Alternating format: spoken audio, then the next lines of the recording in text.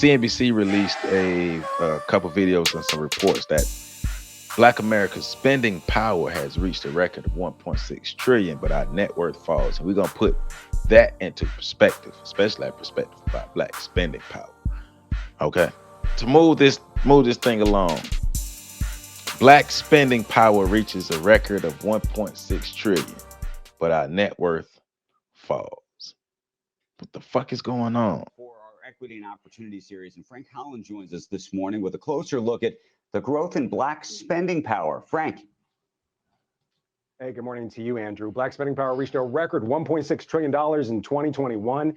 The ability to buy, save, and invest more than doubling since 2000. That growth exceeding the full U.S. economy, but actually lagging other ethnic groups. Latinos with a 288% increase, Asians with a 388% increase in spending power. However, other groups, they've also seen an increase in their net worth. Black Americans instead have seen their wealth actually fall by 14%. And with the S&P gaining 27% last year, the value of U.S. homes increasing by 31% last year. Many Black leaders are asking the Black community to really rethink how it spends. Save money to purchase the most important asset you'll probably ever own, and that's your home. And that to me is equally important. As I said, I'd put it right up there with arguing or campaigning for or supporting voting rights. I would love to see us spend more money in the stock market. Instead of buying the hottest new thing, buy the stock of the hottest new thing. And that's something that you can also pass down generation to generation. Home ownership is typically the biggest wealth builder in the Black community. That's actually fallen more than 3% since 2000. And annually, Black families accumulate $300 billion less in wealth than white families, and they save $75 billion less. The racial wealth gap now at more than $11 trillion. Back over to you. Frankie, the statistics are startling and fascinating in so many different ways. Do business leaders and other experts have thoughts on how to stop the trend and what's really behind it? Yeah, of course. I mean, some of it is simply allocating more capital to assets that at least have the potential to appreciate, things like houses, stocks, and bonds. Other reasons are systemic, and that's why about 1 out of every 5 Black family has a negative net worth. Right now, systemic issues, redlining in housing, disparities in education, and other issues that are going to take a longer time to address. Bitch, stop spending money. Stop spending money. Did he just blame redlining in 2021? He blamed redlining for the decrease in Black wealth in 2021. Did he just do that? Did he just say the issues for Black people economically are systemic, financially? So what happened in 2021 systemically that prevented Black people from saving money? Well, I think he's talking about, because there were a couple of cases come out about banks and whatnot making it harder, or making it harder for Black people to get mortgages and things of that nature, making it harder for Black people. But that doesn't have anything to do with spending Black money, being able to, yeah. So, but my thing is, why the fuck was Angela Yee there? Because they're not serious about this. They not that lets you know they're not serious, because she's but I tell you why, because she's been one of the most notable people in the real estate market that others can look at, because they probably got her, they couldn't get DJ Envy. But yeah, she should. But once that, yeah. And then yeah.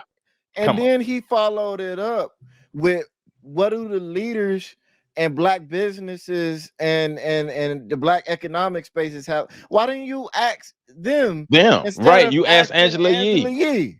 Yes. Ask our actual economic experts in our community instead of Angela Yee. Look, Angela Yee has probably been able to make good on the money she's been able to earn over the years, but she's not a financial expert. We have those. Y'all not even serious.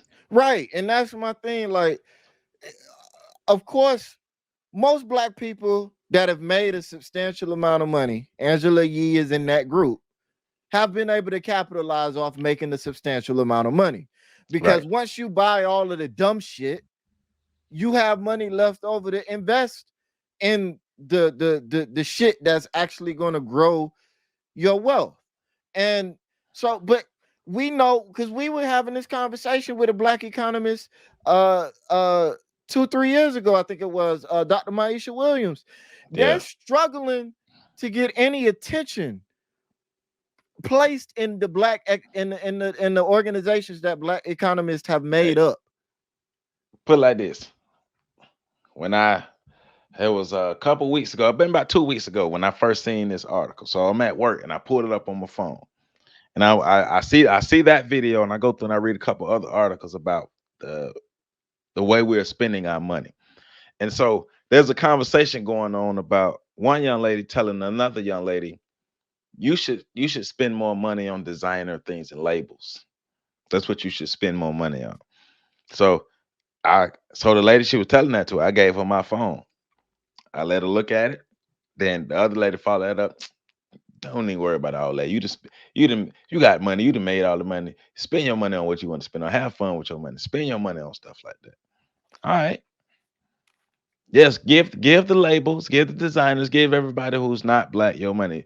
Black people, if you keep spending your money, I already told you the black middle class will be eliminated by 2053. The black middle class gonna be gone. So keep with the bullshit.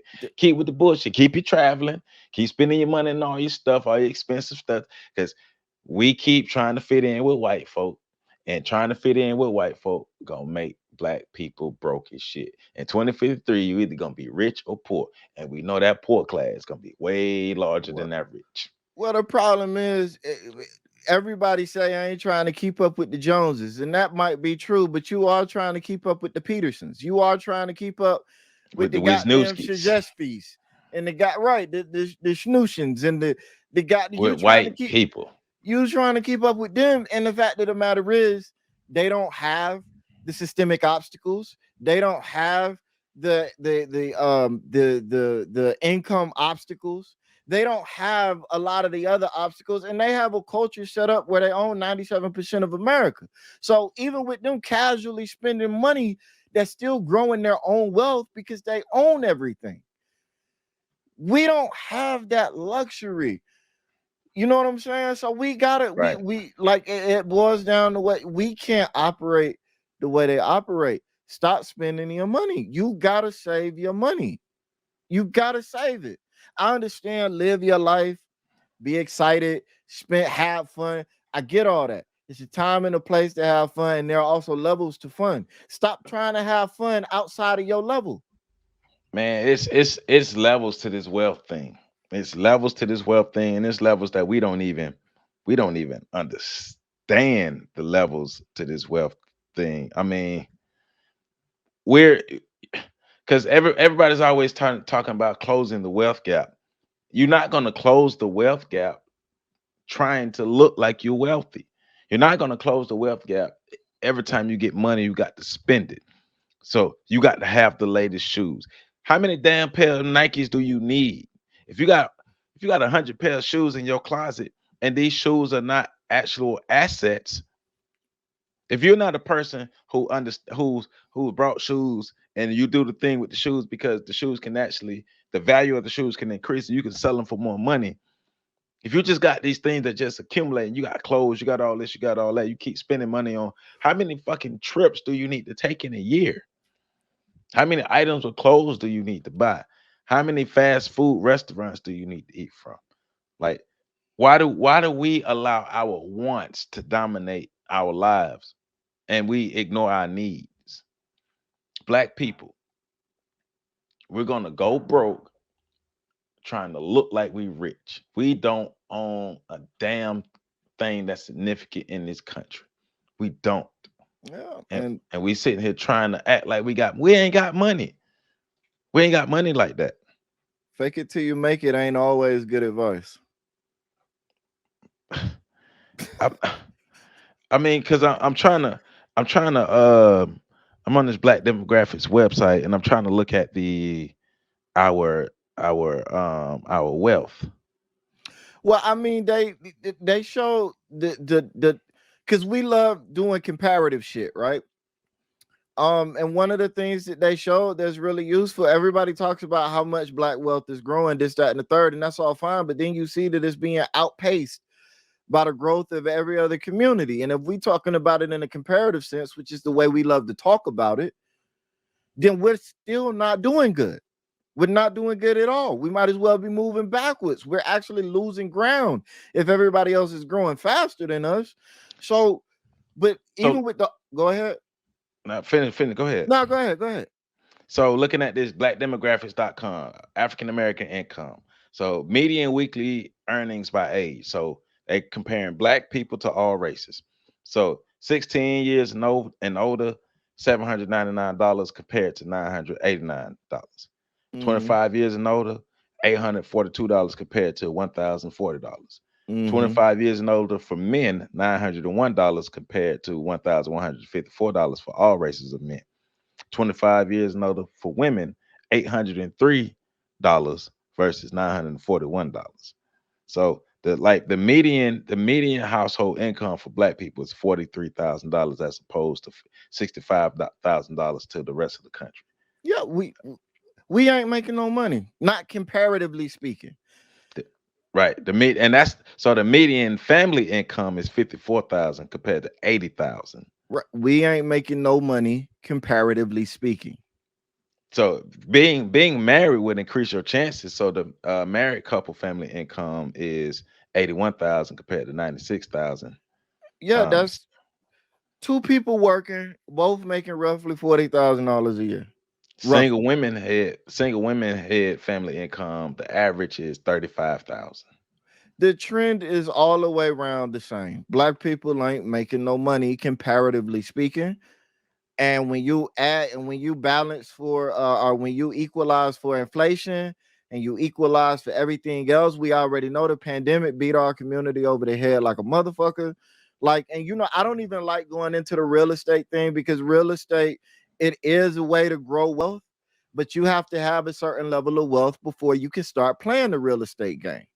But there are other things you can do to accumulate wealth, even if you can't afford to buy a house. Well, and I seen Bob Johnson say that, but there are many schools of thoughts on what it takes to build wealth, and everybody doesn't subscribe to the school of thought that you have to have a house, right? To have wealth, right? I don't, right? So there are many different ways, but you're not gonna day trade your way to wealth. You have to long-term invest. You're not gonna day trading can help you long-term invest, but you're not gonna day trade your way to wealth. You're not gonna you can real estate your way to wealth if you know what you're doing. And you get lucky. Right. But if everybody's trading and everybody's doing real estate and everybody's doing the same thing, because what we see in our community is people will see one group of people doing one thing and they say, hey, I need to do that too. Yeah, they just start doing it. Yeah, and they jump into it and the market is oversaturated. No, the only surefire guaranteed way to build wealth is stabilized income and steady investing. Yes. That's it. Yeah. And you being able to increase your income over time and save that money, make that money grow. But even if you can't increase your income over time, make that money grow. At the bare minimum, what you need to do in order to guarantee that you become wealthy is to stabilize your income and invest consistently. Yes. Because if you're investing consistently, your money's growing. It's working for you. So, and it's not even like you don't have to invest in real estate. You don't have to invest in stock market. There are a plethora of things out there that you can invest in. The key thing is to be putting your money to work for you. If you have regular money coming in and you're finding ways to make that money work for you, you will get wealthy, provided you're not being stupid with your spending. It's that simple. The problem is it's time consuming and it requires discipline. And we know that discipline is one of those words, just like accountability and responsibility. Don't nobody want to have. Everybody want to say they got it, but don't nobody want to actually have it. Yes. Yes, yes, yes. And too many people taking bad advice from people just because somebody's on YouTube and they sound good. I mean, you take advice from them, even if they sound good. Research the shit they told you to research. If they didn't tell you to research, research what they talked about yourself. But I meet so many people who think that investing is gambling. So they rather sit their money in the bank or do this or do that with their money, but they feel like the stock market is gambling, even though the stock market is proven to create so many millionaires over the centuries. Like the stock market is the place where people who know what they're doing go to increase their money. People who don't know what they're doing, they go to lose their money. Like Warren Buffett knowledgeable said that. knowledgeable investors love ignorant investors because they're gonna take your money. But capitalism loves a group of people who is hell bent on spending money. So black people are hell bent on spending money. We're hell bent on not learning financial literacy. Like I still get people who will tell me, I don't want to learn that stuff. I want somebody else to do that for my. I'd rather do something else. I don't feel like that's important for me to learn. All right, well, stay your ass broke then. Stay your ass broke. Right. Don't be complaining about you not having this and not having that. Like if you feel like this information isn't important for you to learn, financial information isn't important, then what the hell we talking about? Right. Like, and see,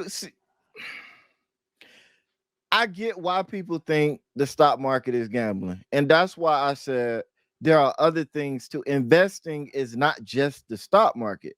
The stock market, Warren Buffett said, I think it was Warren Buffett. The stock market is where fools go to take money, or where wise men go to take money from fools. Right. You know what I'm saying? Like, and there's a strategy and there's a game plan to it. But the key thing here is to use your money as leverage for growth. And that's why I understand the real estate angle, because when you own a home, you can use the equity in your home as leverage for other things. You can use that to accumulate larger debt than you otherwise could, and use that debt to purchase things that you couldn't otherwise purchase that's going to appreciate in value. I get that angle, but that's not the only angle. That's not the only path to wealth. I know people that have developed a pretty decent amount of wealth through investing in government debt, buying stocks and bonds, buying treasury notes, and all kinds of, like, the world of investing is so much bigger than where we try to narrowly confine it to. And you miss out on so many opportunities when you only think about the stock market. You can put your money in a money market account. Right. That's going to yield you better returns than a typical savings account Yeah. would. But I know people that leave that money in a checkings account, move it into a savings account. That's going to yield you better returns than a checking account is. Like, it's so many different levels to it, Yeah. like you said. But at least don't be the person who's content with not knowing. Like, don't be the person who's content on, hey, well, I just hired somebody else to manage my money. Hey man, even Oprah said, shit, I got people to manage my money, but I watch them. I know you got to know your money. Right. It's your at the end of the day, it's your job to build your wealth. At the end of the day, no matter who you hire, it's your money at the end of the day. Now look at this. Now we just talked about how black spending power decreased by 14% in 2021. Right. So according to blackdemographics.com, between 1967 and 2018, they're looking at the African American income. So in let's say 19 or in 2018, 19% of black Americans are living under 15, they're earning under 15,000. 13% are between 15,000 and 25,000. 25% are between 25,000 and 50,000, which is considered the working class. The middle class is 50,000 to 150,000. That's 36%. Upper middle class, 150,000 to 200,000 is 4%. And upper class, 200K and over is 3%. And if our wealth just declined by 14%, these numbers declined. So we have even less people in the upper middle class, less people in the upper class, and less people in the middle class. More people going to working class and below. Yeah, over 'Cause half we of the keep- community is working class or below. Because we keep spending our money. I was proud of myself. You know, we had the conversation. We ain't got to throw out all the numbers now, but we're talking about how much money we was able to save last year. Both of us. Both of us was able to increase our wealth last year by saving and investing properly and being smart with our money. Yeah, but I think it's a mindset shift required as well, because a lot of the black folk that I know, that I talk to, that I listen to, they measure their wealth and the state of their finances by how much money they have in their bank account, Right. and that's Or how gonna much they fuck- make. right, or how much they make, or how much they have in their bank account, or a combination, and those numbers are gonna fuck you up every time. Because the way I was groomed when I first started getting into financial literacy is every dollar that you have just sitting in your checking account is a dollar that's not working for you. The sad part about this, they put this report out. They put this report out after after it seemed like on social media, black people were getting more and more into investing and saving money. But we can see that was a lie, because the Earn Your Leisure platform blew up in 2020. So when the pandemic started, so between 2020 and now, a lot of people, especially a lot of black people, because of this Earn Your Leisure platform and the Wall Street Trapper and the Ian Dunlap guy, more black people became aware of investing. These numbers showing black people wasn't really investing like they were supposed to. They still ain't. Right. Because black people are too concerned with spending and fitting in. We got to get our shit together, because yeah, you could talk about systemic racism, you could talk about redlining and all that, but none of that is making me give my money away the way black people be giving their money away. Yeah, if we focus strictly on spending power and the dynamic that it's having, or the dynamic that's happening right now between the growth in our ability to buy shit and the decline in our ability to actually own things and accumulate wealth, that I get the connection, but I don't want to give anybody a pass like that to say it's systemic issues. Nah, keeping no, you, it ain't. It nah, ain't. you spending ain't. money that you don't Right. have to spend. Stop going out. Don't buy that dress. Don't buy those shoes. Don't buy that shirt. Don't buy those pants. Don't buy that hat. Don't buy that car. Don't go on that trip.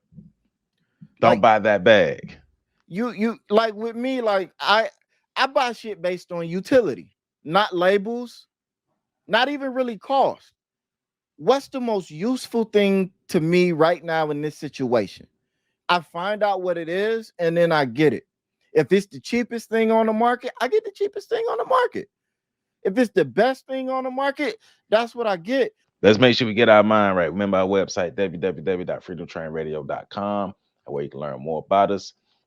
Subscribe to this YouTube channel, like this video, comment on this video. You got a disagreement, you agree? Say it in the comments. Say it in the comments and hit that notification bell, so every time we drop a video, you be down with us. And he's Patrick Irvin. I'm Joseph Ward, Freedom Train Podcast Series. Peace to the Middle East.